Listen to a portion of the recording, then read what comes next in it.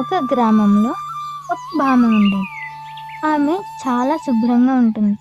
చుట్టుపక్కల ఉన్న వాటన్నింటినీ శుభ్రంగా ఉంచుకుంటూ, మొక్కలకి నీళ్లు పోస్తూ వాటన్నింటినీ పరిశుభ్రంగా ఉంచుకునేది. మొక్కల్ని, పక్షుల్ని చాలా ప్రేమగా చూసుకునే ఈ భామ కాకుల్ని మాత్రం ఎప్పుడూ కసురుకునేది. వాటితో పోట్లాటకు దిగేది.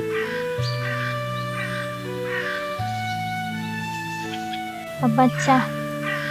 ఎప్పుడు చూడు ఇవి ఇక్కడే తిష్టేస్తూ ఉంటాయి. ఈ కాకుల గోల తట్టుకోలేకపోతున్నాను. ఏ పొండి! బామ్మ కాకుల్ని ఎందుకు అలా తరిమేస్తుంది? పాపం కాకులు అందంగా ఉండవనేమో. అయినా ఒకరిని తక్కువ చేసి మాట్లాడటం అంత మంచిది కాదు. ఒకరోజు బామ్మ ఆరోగ్యం క్షీణిస్తుంది.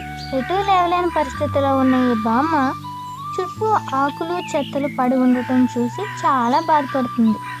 అరేరే, చుట్టూ పడి ఉన్న ఈ చెత్తని నేను ఏం చేయాలి? ఎలా శుభ్రం చేయాలి?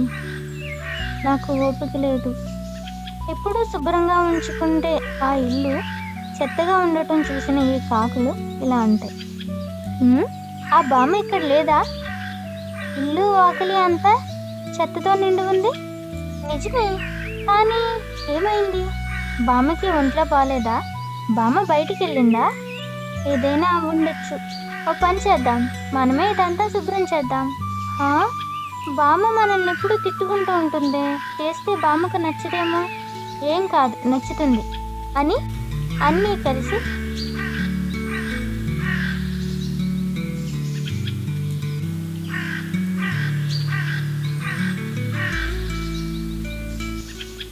ఆ స్థలాన్ని శుభ్రం చేస్తాయి. ఆకులు శుభ్రం చేయడం చూసిన ఈ బామ్మ ఆమె తిట్టిన తిట్లన్నీ గుర్తు తెచ్చుకొని చాలా బాధపడుతుంది.